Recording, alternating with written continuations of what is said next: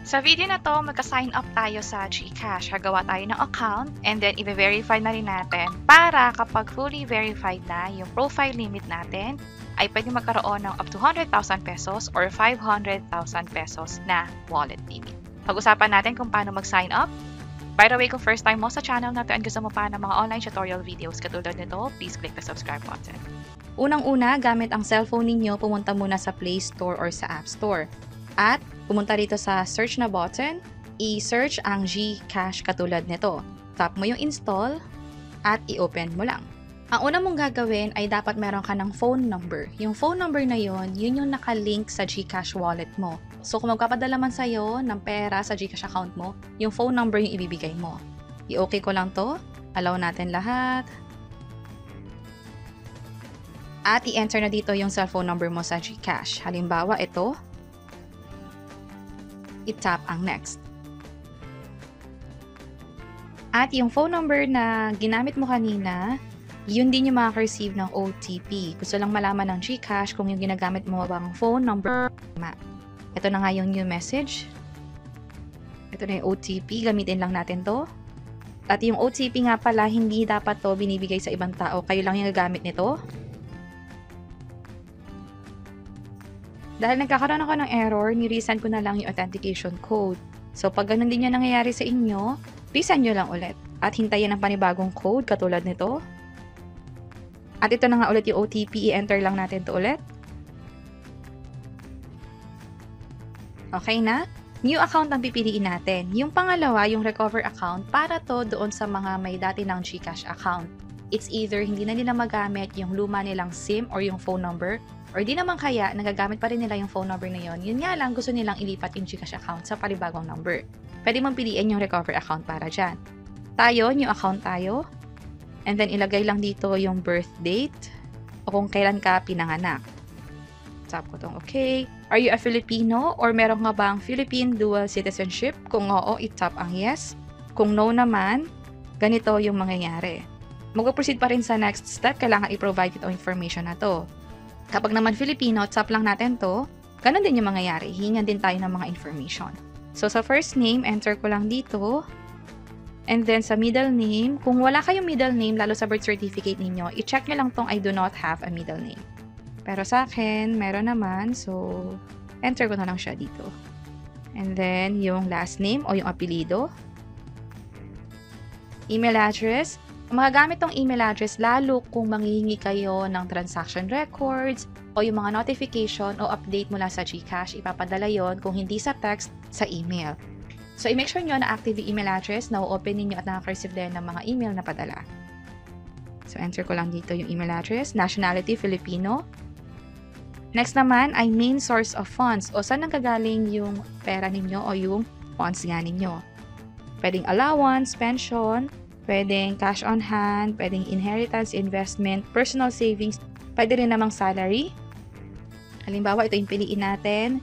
Current address naman o kung saan ka ngayon nakatira. Province muna, halimbawa ito. And then, piliin lang din natin. Yung permanent address, may pagkakataon kasi na iba pa yung permanent sa present. Sa akin, pareho lang. So, nakopya na siya dito. At para sa last question, yung referral code, napapansin ko dun sa mismong GCash app, parang wala na siyang referral code mismo. Meron yung mga refer sa job, yung mga earn money ng GCash, pero yung mismong app na registration, parang wala na. So, skip ko na tong part na to, tap ko na yung next. I-review kung tama lahat ng info na nakikita dito. Sa source of funds, parang walang nakalagay, but parang please select. Pero hayaan ko na lang siya. Double check ko lang kung nalagyan ko ba lahat ng info. Meron naman. Ito, source of funds. So, balik tayo. Tap ko yung next. Okay na ako. Na-review ko na yung previous page. Tap ko na tong confirm ulit. This time, mag-set na tayo ng MPIN. Ito na yung third step at final step na din. Halimbawa, yung tinype ko, kailangan mag-match siya. Pwede nyo ring i-tap yung eye icon para makita kung tama o ito talaga yung gusto nyong PIN. Ito rin nga pala yung gagamitin yung pang-login sa GCash app. And then, check ko tong I agree sa terms and conditions. Pwede nyo basahin yung terms and conditions bago mag-proceed. Pero sa akin, okay na. Tap ko na tong confirm. And nakapag-register na tayo. Meron din tayong ma-receive na text from GCash confirming this registration na ginawa natin. Ito nga pala yung text na yon. Register ko na tong phone na to. Ibig sabihin, ito yung phone number o yung phone pala na device na gagamitin ko pang GCash. Isang device lang kasi o isang phone lang ang pwede umaccess sa isang GCash account. Ito ulit yung OTP. At i-enter ko lang siya dito. Tap ko yung submit. Congratulations! And then go to dashboard na. Diretso na tayo dito. At pwede na tayo mag-verify ng account. So, completely registered na tayo. Meron ng GCash account. This time, pag i-verify yung account, kailangan na ng government-issued ID. Iko-confirm na kasi yung identity natin at kukunan na rin tayo ng selfie. Ito nga pala yung text na receive about sa pag-secure ng device natin sa GCash. Dito sa account mo, pumunta lang sa profile at i-click itong Verify Now na button. Or, kapag pumunta ka sa homepage, kahit anong mga features na naka-grayed out dito, katulad ng send, i-click mo lang tong Verify Now na button. At kanina nasabi ko yung tungkol sa paggamit ng ID. Sa pag-upload natin or pag-picture ng ID, ito yung mga guidelines or reminder. Dapat original, hindi Xerox, dapat din hindi expired yung ID. May mga IDs katulad ng postal ID at passport na may expiration. Pero yung GSIS, SSS, National ID, wala yung expiration. Dito sa bandang taas, pinapakita lang yung mga kagandahan or benefits kapag verified yung account. Pwede tumaas yung wallet limit, mas secure nga naman, at pwede ka nang mag-loan or manghiram nga ng cash sa GCash. Yun ay via GGifts, GCredit, or GLoan. Meron ding option dito na palaguin yung pera katulad ng pag-ipon or yung pag-invest sa stock market. Again, gamit lang ang GCash app para dyan. So, proceed na tayo. Click na natin tong Verify Now. Una muna ay ang birthday mo. So, lagay ko lang dito. Piliin lang natin very quick. Are you a Filipino? Yes. Kapag naman no, ilalagay mo dito yung nationality. Ang GCash ay available lamang for residents of the Philippines. Kailangan mo i-declare kung nasa Pilipinas ka ba at i-accept itong terms and conditions.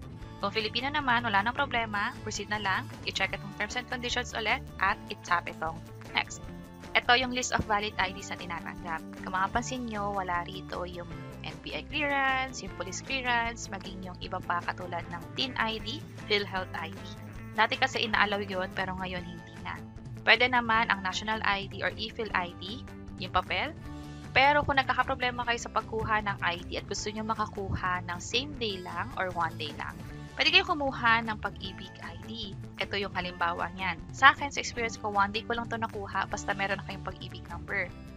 Ito yung mga IDs nga pala, National ID, karapat likod ang kailangan. Yung ePhil ID, ito yung sa papel o yung napiprint. Next naman ay yung sa UMID, ito yung halimbawa niya. Postal ID, passport, pwedeng yung first page lang.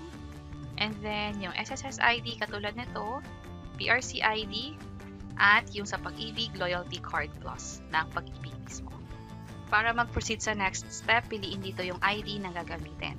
Halimbawa, itong UMID ID. Tap ko na yung confirm. At i-scan na ang valid ID. Meron ditong stay still. Papakinggan nyo lang yung instructions. Make sure you're taking a photo of the ID you initially selected. So, kapag na-detect na ibang ID pala yung ginagamit mo, halimbawa, TIN ID yung ginamit mo, pero ang pinili mo ay UMID ID, magkakaroon kayo ng error message na katulad nito. I-retry natin. So, na-detect ng system ng GCash kung tama ba yung valid ID na ginamit mo. Cancel ko lang to kasi ang pipiliin ko ay yung Pag-ibig Loyalty Card Plus na talaga. Continue sa KYC or Know Your Customer. Yung ibig sabihin ng KYC.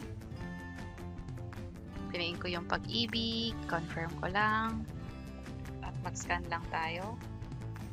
Next naman ay yung sa selfie. May reminder dito na dapat walang nakatakip sa selfie mo at dapat yung selfie ay mag-match doon sa ID na ginamit mo. Tap ko na ito, okay. Pag ready na, itap itong next para sa selfie. Andito yung reminder ulit, tap ko yung okay. Next naman ay kailangan kumpletuhin lahat ng information na nandito. Kung mapapansin nyo, yung sa first name, middle name, last name, hindi na natin siya pinalaban kasi nga na-detect na dun sa ID na ginamit natin kanina. Next naman ay yung civil status. May phone number din dito, date of birth. Maging yung place of birth, kailangan din fill upan. At yung address sa Philippines. Meron din dito ang work details. Ito yung pagpipilian. Yung employee, OFW, private sector employee, self-employed student, or unemployed. Napili ko na. And then nature of work na lang ipiliin ko dito. Sa source of funds, ito naman yung pagpipilian. Merong salary, meron ding allowance. Isa lang ang pwedeng piliin dito. Halimbawa, ito. Kung sakaling iba naman yung source of funds, piliin lang dito. Sa akin, okay na. Expected monthly transactions, siguro piliin ko below 50,000 pesos. Main purpose of opening an account sa akin ay savings. And then, are you politically exposed person or affiliated? Kamag-anak ka ba sa mga taong nasa politics or yung may posisyon sa gobyerno? Sa akin, no. To establish the beneficial ownership, are you the actual owner of the account? Yes. Tap ko na yung next para mag-proceed.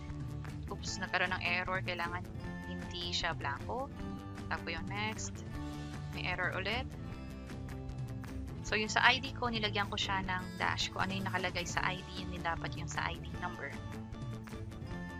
Tap ko na itong next. Review your information. Biglang naghang yung GCash app ko, pero sakto patapos na rin ako sa verification. I-check ko kung nasa process na ba ng verification. Click ko yung verify now ulit.